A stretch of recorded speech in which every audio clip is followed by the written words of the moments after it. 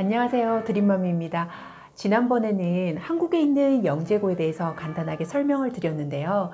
이번에는 미국에 있는 최고 명문 과학고 두 곳을 소개하려고 해요.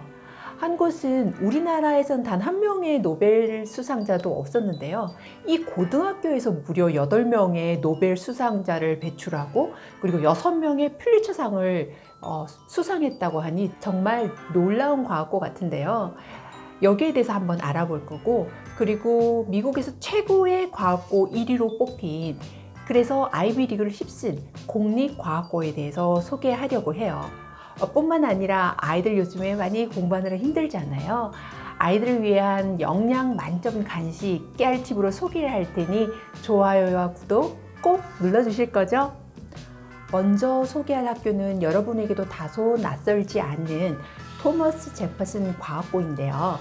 여기는 워싱턴 DC 인근에 위치한 그 버지니아주 알렉산드리아 쪽에 있는 학교인데요. 미국의 그 수학과 과학 분야에서 영재고 중에서 언제나 1위를 하고 있는 그런 최고 명문 과학고죠. 근데 고학년에서 12학년까지 대략 1,800명의 학생들이 재학 중인데 매년 신입생은 400명 정도로 제한을 하고 있다고 해요. 이렇게 그 명성답게 경쟁률도 엄청나게 치열하다고 하는데요. 1차는 GPA 20% 그리고 입학고사 80%를 가지고 2배수 정도를 뽑고요. 그런 다음 에세이 추천서, 수상 경력, 특별활동 등을 통해서 최종 400명을 뽑는다고 해요. SAT 평균 성적이 미국에서 최고라고 하는데요. 구 SAT 2,400점 만점에 무려 2,200 이상이라고 해요. 신 SAT 1,600점으로 환산했을 때 1,470점 이상이라는 건데요. 엄청나지요? 이게 평균인데요. 뿐만 아니라 하버드 MIT 대회 HMMT라는 곳에 일단 들어가기도 힘든데 거기에서 매년 아주 우수한 성적을 내고 있다고 하고요. 그리고 AMC, AME, USAMO, IMO, 즉 우리나라로 보면 KMO 1차, 2차, FKMO, IMO 같은 그런 곳에서도 아주 우수한 성적을 낸다고 해요. 이공계이다 보니 아시아계 학생들이 무려 60%나 된다고 하는데요. 여기에 재학생들은 스스로가 이 재학생임을 무척 프라이드를 느끼고 또 주변에서는 이 학교가 선망의 대상이 된다고 하는데요. 여기 있는 한국 강남의 학구열 그 이상을 느낄 수 있다고 해요. 미국의 최고의 고등학교라 함은 공립의 토마스 제퍼슨 과학고 그리고 사립의 필립스 엑시터 아카데미와 그리고 필립스 아카데미 이 세 곳을 들 수 있는데요. 여기 학교들은 하버드나 MIT 등 아이비리그의 합격률이 최고를 자랑한다고 하는데요. 2015년에 스탠포드, 하버드를 동시에 합격해서 한국을 떠들썩하게 했으나 거짓으로 판명난 모 한국 학생의 허언증에 안 좋은 당면도 있었는데요. 그러나 이 학교의 명성만큼은 지금도 여전히 대단하다고 하지요. 1947년 리얼 쿠퍼, 1979년 셀던 글래스, 스티븐 와인버그, 1988년 엘빈 슈바르츠, 1993년 러셀 헐스, 2004년 데이빗 폴리처, 2005년 로이 글라우버, 2012년 로버트 레프코위츠. 이분들이 모두 노벨 수상자인데요. 이 더 놀라운 것은 이분들이 모두 같은 고등학교, 즉 뉴욕에 있는 브롱크스 과학고를 나왔다는 사실이에요. 8명의 노벨 수상자, 6명의 퓰리처 수상자로 배출한 이 대표적이고 성공적인 과학고로 손꼽히는데요. 우리나라는 전체를 통틀어 한 명도 수상하지 못했던 노벨 수상자를 무려 한 고등학교에서 8명이나 배출했다는 사실은 너무 놀랍기도 하고 부럽기도 하죠. 브롱크스 과학고는 우리나라의 영재 과학고의 모델이기도 하다는데요. 이 학교는 수학과 과학에 재능이 있는 학생들을 위한 마그넷 스쿨이고 그래서 입학 조건이 까다롭기로 유명한 학교인데요.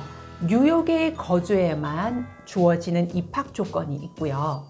두 번째는 SHSAT에 통과를 해야 지원서를 제출할 수가 있는데요. 여기에 테스트는 수학과 영어를 각각 50문항씩 푸는 거라고 해요. 사실 위에서 소개해드린 토마스 제퍼슨이나 그리고 브론커스 같은 과학고는 대단한 커리큘럼과 수준 높은 교육을 다루고 있는 건 사실인데요. 그러나 우리나라 영재고도 만만치 않게 좋은 커리큘럼을 가지고 있어요. 근데 어떤 부분에서 차이가 있는 걸까요? 안타깝게도 창의적인 부분이 좀 부족한 것 같고, 그리고 성적 위주의 기계식, 주입식 부분에 대한 것을 부정할 수가 없는데요. 이런 부분이 조금 개선되어서 우리도 그 명성이 대단하기를 바라요. 저는 이 과정을 준비하면서 제 아이가 이 나이 또래가 있다면 정말 토마스 제퍼슨이나 브론커스 같은 과학고에 보내고 싶다라는 생각이 들더라고요. 여러분들은 어떻게 생각하시나요? 도움이 되셨는지요? 그리고 깨알팁으로 아이들의 정말 맛난 간식 준비했으니 영재맘이 소개할게요. 네, 안녕하세요. 영재맘입니다. 오늘 보여드릴 요리는 이제 찹쌀파인데요. 이거 아이들한테 굉장히 좋은 간식이거든요. 애들이 아침에 식사를 못하고 갈 때가 많아요. 근데 제가 이제 이걸 해보니까 미리 해서 아주 뜨거울 때, 이게 이제 요리가 돼서 뜨거울 때 잘라가지고 냉동실에다 다 넣어놓으면은요, 나중에 그냥 꺼내가지고 아침에 꺼내서 그냥 말랑말랑해지면 주면 되거든요. 그래서 아침 거르지 않고 잘 먹을 수가 있고, 재료는 찹쌀가루하고 달걀, 그다음에 이제 뭐 콩배기, 완두배기, 호두 이런 것들이에요. 얼마나 이게 영양에 좋은 거겠어요. 콩에다가 다. 그리고 저는 이제 조금 요즘 살찌는 거 많이 이제 좀 싫어하잖아요. 그래서 여기에 마법의 가루를 뿌리겠습니다.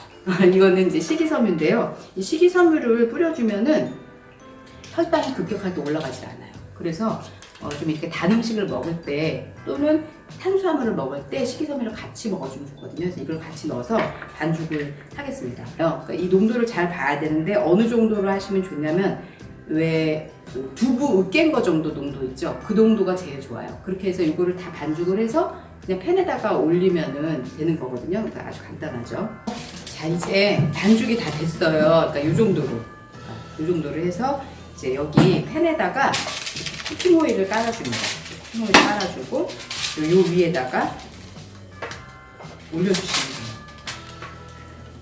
아주 이거는 너무너무 간단해서 정말 초보 중에 초보도 다 할 수 있는데, 하고 나면은 저기 어디 강남에 되게 맛있는 유명한 떡집 있잖아요. 거기서 한 거 맛이 더 맛있어요. 그러니까 너무 맛있어요.